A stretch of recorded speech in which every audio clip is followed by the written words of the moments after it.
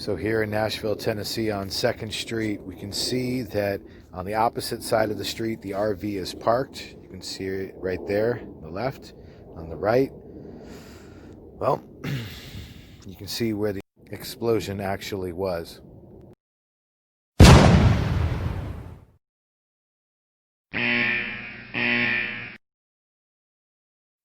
Please be sure to like and share, subscribe, get this one out there, ladies and gentlemen. Thank you for tuning in.